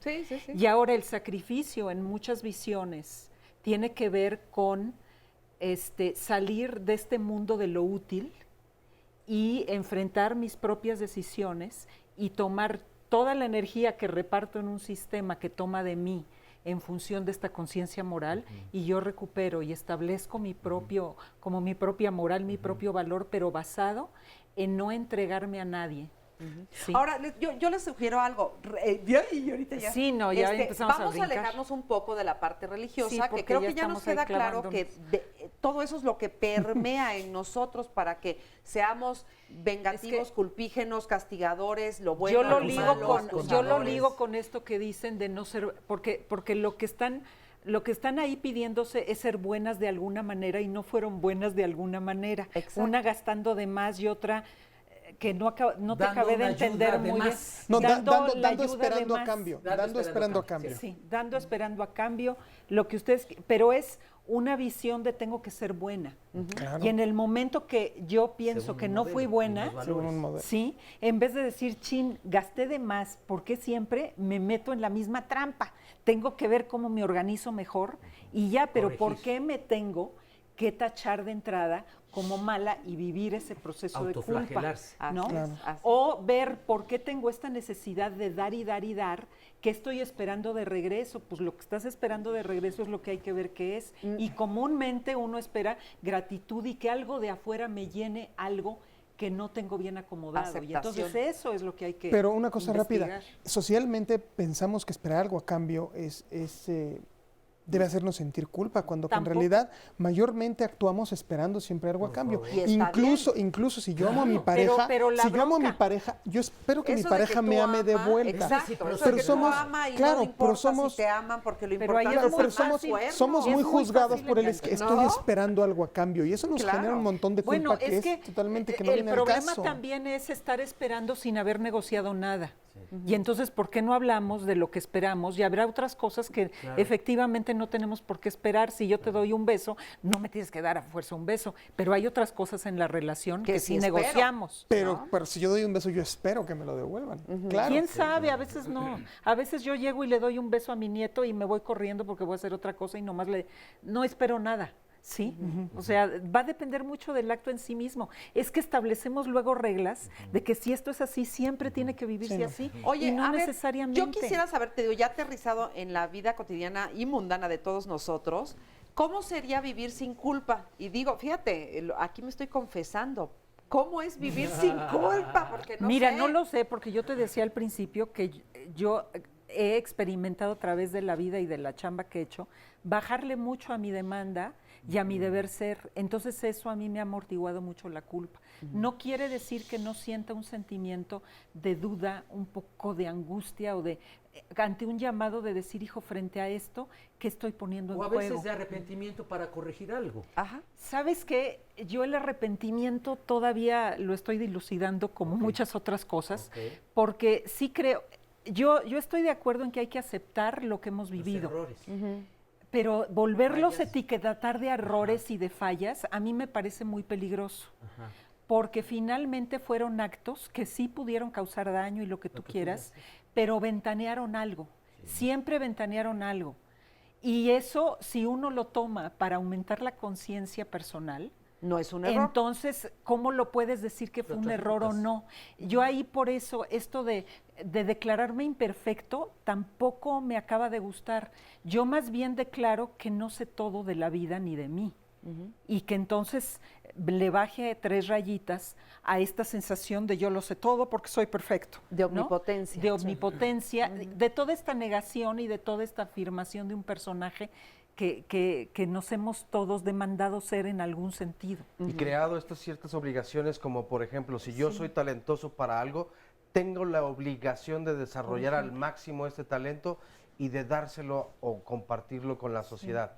Si mis manos son las de un cirujano extraordinario, entonces debo de... ¿Por ¿no? qué cargo ese talento de deber ser y de culpas y de demandas de perfección? Eso es ¿No? lo que Pero sería ¿cómo? lo dañino, porque Sí. debo de ser el cirujano más perfecto y talentoso. A ver, espérame, no. Voy a actuar con lo que sé de la vida, lo que he ido aprendiendo, ¿no? Y desde allí es donde no me juzgo, es desde allí donde ni siquiera me acuso, ni siquiera inicio el proceso de acusarme, sentenciarme, juzgarme, castigarme y culparme, ¿no? Ni siquiera, mira, lo que yo llamo errores y fallas, sí, efectivamente no tienen que ver con mi esencia, tienen que ver con lo que he ido aprendiendo en la vida, pero también a mí me parece que si llegamos al extremo de nunca sentir que me arrepiento o que fallé en algo, se puede caer en el nunca querer corregir lo que yo hago. Ahí está a lo que yo iba, o sea, cómo es vivir sin culpa, porque Yo imagínate creo que, que no todos se puede. hiciéramos Pero lo es que que quisiéramos, funciona dijéramos natural. los que... Yo no estoy segura que sea natural, pero sí creo que lo que va dándose es que si va creciendo tu conciencia, este reverbereo de culpa, al avisarte, Exacto. ya no te detienes en estarte azotando y en estarte exigiendo y en estarte madreando, Te das cuenta. sino más bien es decir, ya sé que no lo sé todo y ya sé que vengo a conocerme y a conocer qué es el bien y el mal para mí incluso. Entonces me doy cuenta lo que me enseñó esto. Por ahí había una llamada de la señora que se sentía culpable de si tenía un amante o no. Cada vez que transgredimos un límite de los que nos hemos puesto, sentimos culpa. Sea incluso hablar en público. Yo me puse ese límite por decir, o alguien, y hablo en público y me siento culpable porque no lo hice lo suficientemente bien, por ejemplo, ¿no? Es decir, esa transgresión también me lleva a la posibilidad de conocer más lo que llevo dentro, porque la confrontación con esa transgresión, si la aprovecho, me va a llevar muy lejos. Por eso, o sea, nadie recomienda ni tener amante ni no, pero hay personas que cuando aprovechan el viaje teniendo amante, liberan una gran cantidad de cosas. A veces se dan cuenta que el matrimonio que tiene uno se ha contado que es lindo y la verdad es que no. Y una experiencia como esta te abre ese conocimiento, te abre conciencia. Entonces, claro, ahí está involucrado esta sensación de ¿para dónde me dirijo? Claro. ¿Sí? Claro. Pero entonces este nudo de culpas se va transformando. Yo soñaría con un mundo de grandes conciencias. Exacto, en lugar ¿sí? de culpa. Donde la culpa ya no se requiera, ¿sí? Porque ya aprendimos a ver las cosas más allá y entonces tenemos conciencia de nuestros Eso está padrísimo. Mientras al llegamos, mundo ese, usemos la conciencia, ¿cómo hacemos la culpa. cuando sentamos culpa? Usemos la culpa para irnos para adentro. Para irnos corrigiendo, y no para nos peleemos conocernos, con claro. ella. No para hay que- castigarnos, exacto. no para autoflagelarnos. Había un ejemplo donde decías que yo tengo manos de cirujano, tengo que ser un gran cirujano. Eso incluso puede llegar a causarle una tirria hacia la cirugía. Claro. Porque Claro. yo estoy, una de dos, igual tienes unas manos muy buenas de Y de hecho cirujano, así pero tú quieres ser sucede. panadero. Claro. Pero estás siendo cirujano porque es el deber ser y vas a acabar odiando la cirugía. Y aún si quieres ser cirujano, pero tienes que ser el mejor del mundo y no eres el mejor del mundo, cada cirugía, en lugar de estar disfrutando lo que haces, vas a estar con el tengo que ser el mejor. Claro. Y entonces le vas a agarrar tirria porque cada cirugía, en lugar de representar lo que me va a dar placer, te va a representar aquello que tengo que hacer perfecto, no para sentir placer, para no sentirme culpable. Y entonces vives una vida en donde no la vives No es para tuya. gozarla, sino la vives nomás para estar tranquilo y no sentir culpa. Y entonces es un montón, te endeudas un montón de veces contigo mismo, no para ser feliz, nomás para estar plano. Para ser cumplir felices a los demás. No, y además exacto. quien frenó todos sus deseos para no sentirse culpable y se quedó sí. atrapadísimo. Sí, no vives. No Vamos, vives. vamos rapidísimo a Claro. un testimonio que tenemos muy interesante. Es un testimonio anónimo y agradezco muchísimo que nos quieras compartir tu experiencia. Gracias. Creo que tú te has sentido culpable en bastantes áreas de tu vida. Platícamelas. Sí, bueno, yo me he sentido culpable en muchas situaciones de la vida, pero más les quiero compartir esta que fue muy, muy dolorosa para mí. El sentir tanto coraje con mi esposo, pues yo sentía placer al decirle a él muchas cosas, pero algo de lo que le evité mucho tiempo fue de que fuera a ver a su mamá.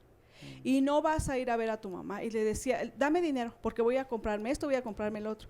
¿Sabes qué? Mi mamá necesita, estuvo en el hospital medio año y yo nunca lo dejé. Eran raras las veces él se tenía que ir a escondidas de mí. Yo sentía mucho placer al desquitarme con él y decirle, no vas y me vas a dar dinero. Cuando pasa que le tenía que comprar un aparato porque era de aquí de esto, no sé cómo se llama, no lo dejé. Entonces eso me produjo después una culpa, pero fatal, o sea, de verdad yo ya no dormía, ya sentía una presión en mi pecho, no comía, ay no, algo muy feo que me generaba mucha culpa. Tuve que entrar a Neuróticos Anónimos. ¿Tu suegra murió? Sí, sí no murió. hubo forma de reparar, digamos, No. el daño. No, y después cuando yo lo veía dormido, de verdad que sentía una culpa tan tremenda y era no poder dormir y despertarlo y él se volteaba y me decía no. Entonces cuando yo veía que él se volteaba, yo más le decía, pues fue por tu culpa. O sea, pero eso era y después empezar a sentir más placer y decir, fue por tu culpa, a mí no me digas. Entonces, cuando yo entro a Neuróticos Anónimos, es cuando yo me doy cuenta de lo mal que yo estaba, empezar a trabajar todo eso. Otra cosa que también me produjo mucha culpa, cuando mi padre le iban a quitar sus dedos de sus pies y me invitaron a un convivio. Preferí irme al convivio y cuando ya regreso, es que le vamos a entregar parte de su cuerpo y empezar a sentirme otra vez culpable. O sea, fueron una de tantas culpabilidades que yo sentía. ¿Tú que te no sentías, sentías placer de alguna manera de hacerle daño a las personas que estaban a tu alrededor, Sí. por lo que te estoy escuchando, Sí, sí? sí. Bueno, Mucho placer. Ajá, Silvia. Me parece interesantísimo tu ejemplo. Y yo me preguntaría si tu esposo no se sintió culpable por obedecerte. Porque Claro, ahí fue lo que es no como me que tú pensé. cargaste además con toda la responsabilidad, pero él te pudo haber desobedecido y porque no lo hizo, seguramente él se sintió culpable de eso. Yo como veo esta parte, la tuya, es que traías mucho resentimiento y muchas veces la venganza nos genera placer. Y ahí nos quedamos como en el viaje. El resentimiento también es otra emoción donde resentimos cosas, pero podemos actuar reactivamente tratando de madrear lo que está enfrente o a nosotros, o poder ver qué me está diciendo, técnica y simbólicamente, o puedo también ver qué me está diciendo el resentimiento, qué quiero controlar, por qué necesito controlar a mi esposo, qué me importa a mí, qué pase con él y su madre finalmente y que él vaya y la vea. Y esa sí era tu paquete.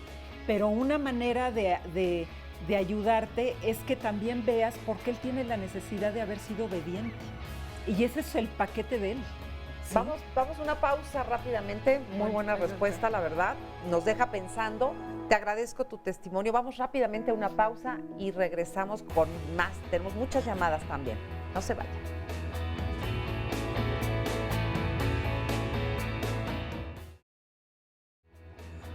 Bueno, la próxima semana aquí en Diálogos en Confianza hablaremos sobre un tema que seguramente les va a interesar mucho, porque es las deudas me agobian. Hace unos momentos Laura nos compartía su testimonio acerca de precisamente pues el placer que se siente al comprar, pero una vez que las deudas te agobian, entonces desde luego pues vienen momentos amargos, por decirlo menos, muchos asiagos, evidentemente, y hay que resolver esa situación. Pero, ¿qué hay detrás de todo esto, del comprar?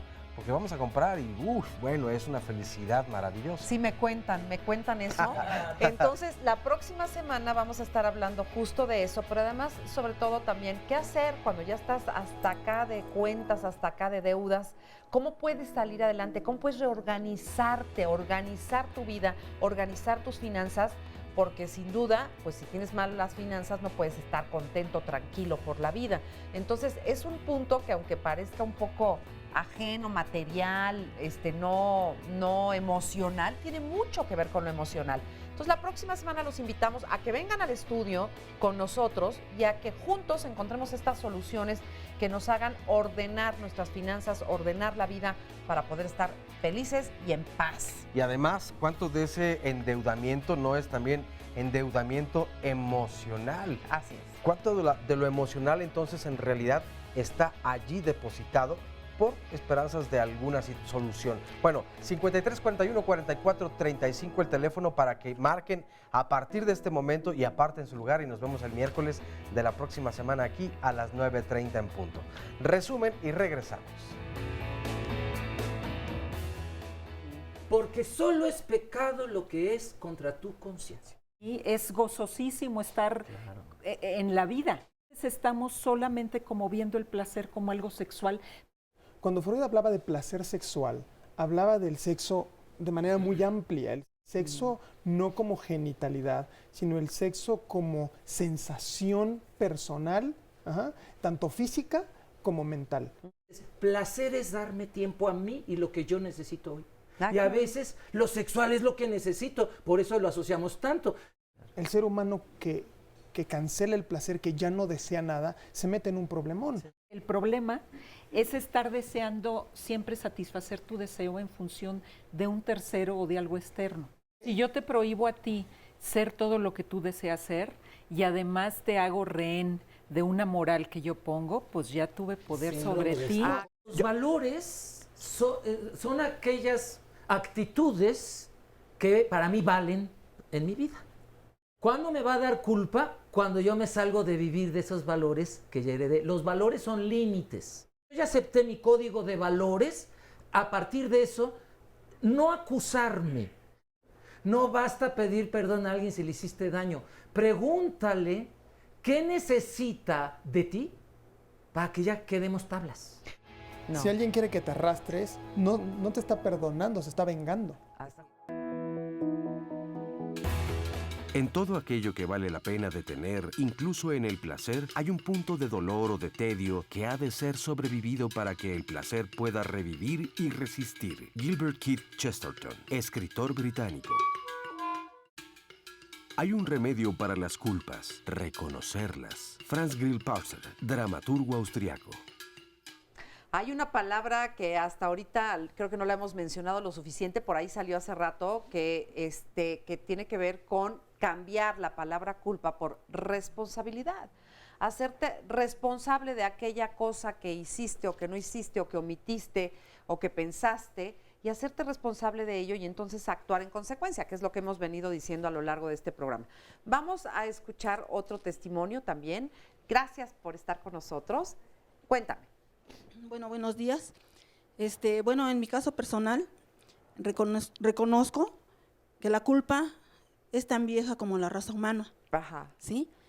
Esa culpa, yo siendo una persona muy irónica, fui una madre golpeadora, ¿sí?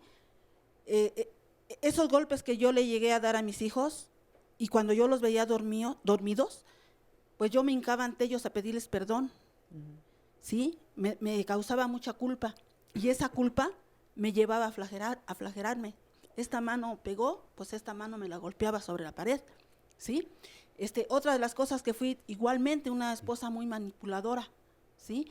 Me causaba placer, bueno, primero me agredía a mi esposo o viceversa, y me causaba placer agredirlo. Con la boca era, yo creo que peor que si diera un golpe. Entonces, eso me causaba mucho odio contra él, y muchas veces le deseaba hasta que se muriera. Ojalá y salgas y te pase algo, ¿no? eso me causaba placer, pero cuando se bajaba esa emoción, venía la culpa, venía esa culpa tremenda, que muchas veces decía, no, es que no lo dije en serio, que no le vaya a pasar nada, ¿sí? Otra de las situaciones que son muchas, pero pues breve, ¿verdad? Que no cabe duda que desde que es uno niño, en mi caso personal, vine padeciendo de muchas culpas. No hagas esto porque Dios te castiga. Nos peleamos tu papá y yo por tu culpa. O sea, culpas por donde quiera. Entonces esas culpas las vengo arrastrando desde mi infancia. Esas culpas, cuando soy ya una persona adulta, empiezan a salir más, ¿sí? Empiezo a darme cuenta que mis defectos de carácter, como la ira, como la angustia, la ansiedad, el odio, el resentimiento, me llevaron a todo eso. Entonces, desde muy pequeña, bueno, que es otro rollo, pero desde muy pequeña, me enseñé a masturbarme.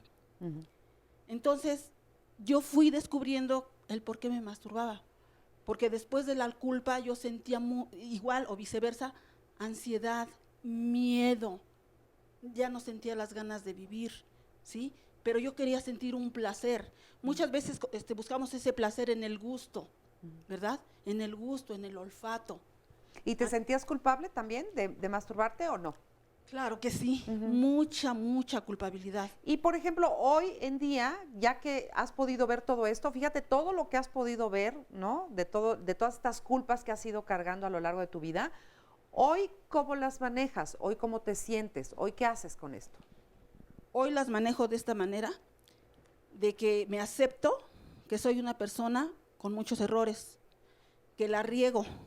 A lo mejor ya no tan constantemente porque me voy conociendo, sé en qué estoy mal, ¿sí? En que soy una persona que me gana el enojo, que me gana la ansiedad algunas veces, todavía no soy perfecta, pero cómo las manejo en detectarlas y corregirlas, y cómo las voy a corregir, ya no con un perdón, sino con un cambio de actitud.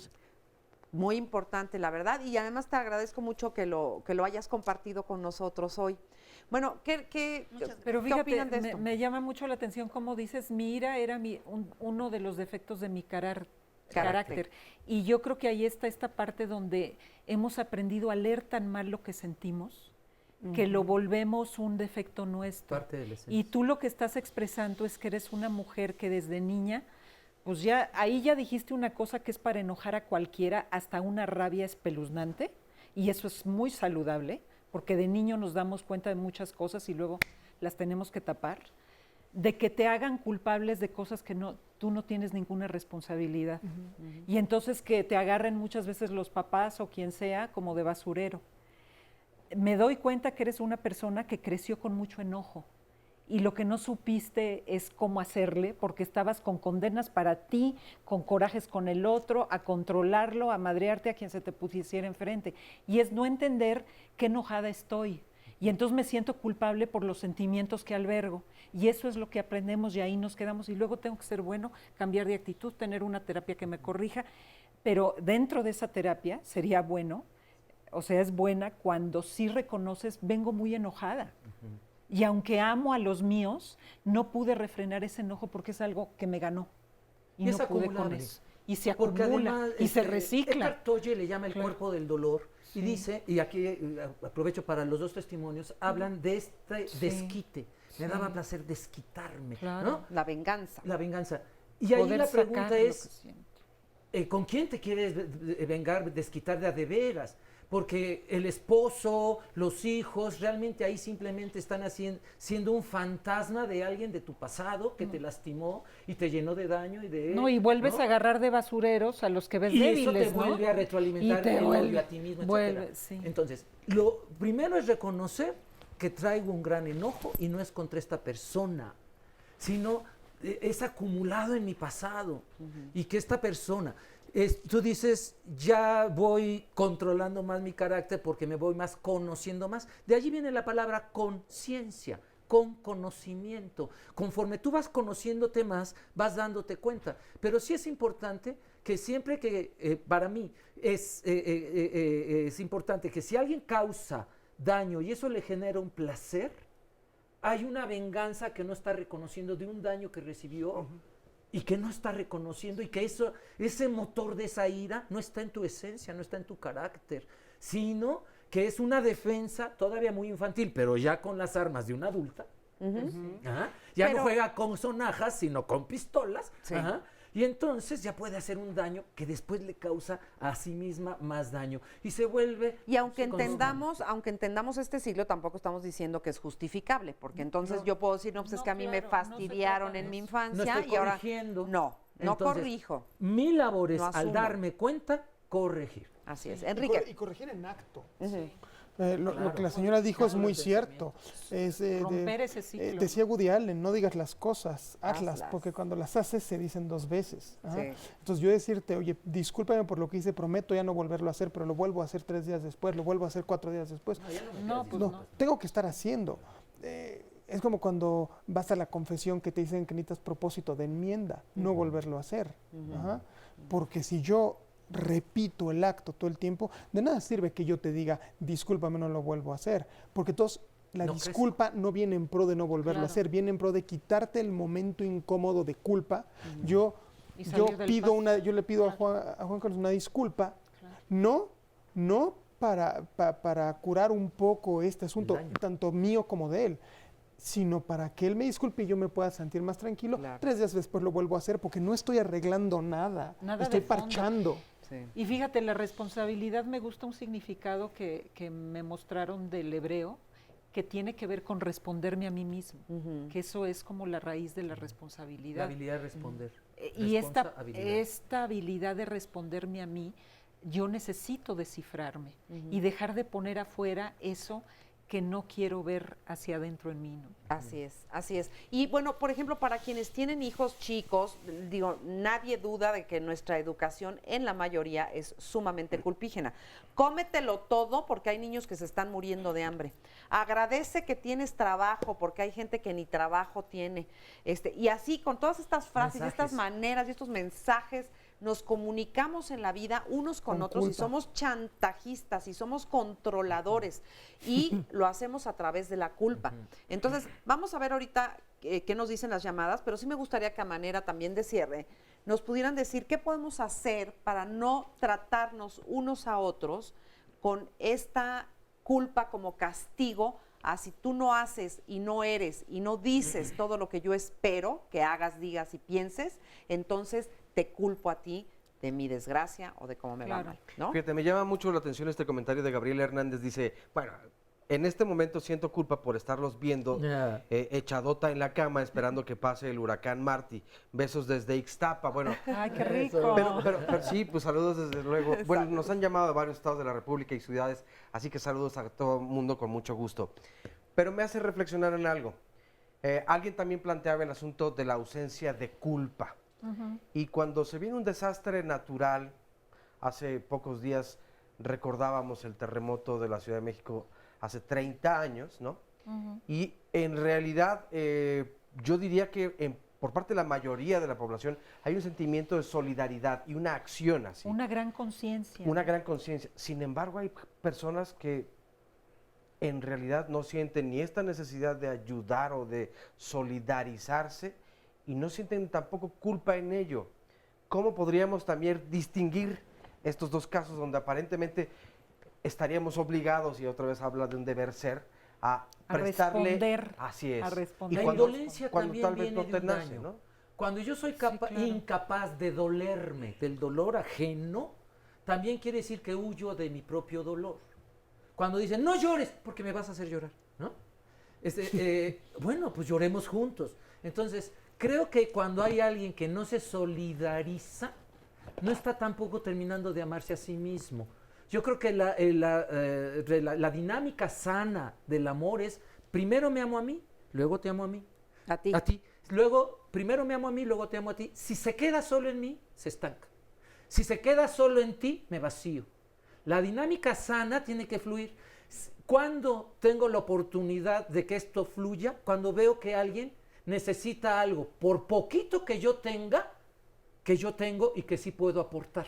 En el momento en que yo brindo esa solidaridad, también es un acto de amor a mí mismo. En el fondo, un día estoy esperando esa reciprocidad de si yo estoy tumbado en el camino por algo, ¿no? Una golpiza, un accidente, que alguien haga este acto de solidaridad. A lo mejor no esta persona, pero yo creo que esa dinámica es la más sana, y cuando alguien no tiene la capacidad de dolerse, de simpatizar, de empatizar con el dolor ajeno, también creo que está escapando del propio. Así es. Se acaba lo humano de tu vida, decía también Sabater, ¿no? Que cuando tú no tienes esta ética en tu vida, cuando no eres capaz de ponerte en los zapatos del otro, lo que estás acabando en tu vida es lo humano de tu vida. Decía también que cuando ya no tienes la capacidad de indignarte, ya no tienes la capacidad de admirarte. Estás perdiendo tu sensibilidad. Así es.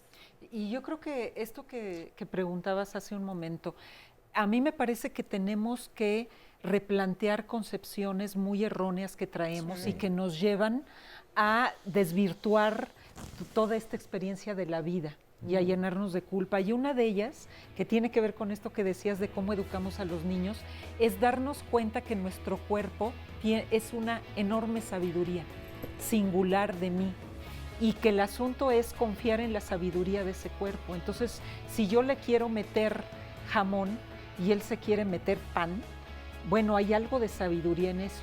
Habrá ciertos parámetros de alimentación, por ejemplo, pero empezar por ahí. ¿Cómo concebimos el cuerpo? Hacerme caso a mí mismo. Una frase última, Enrique.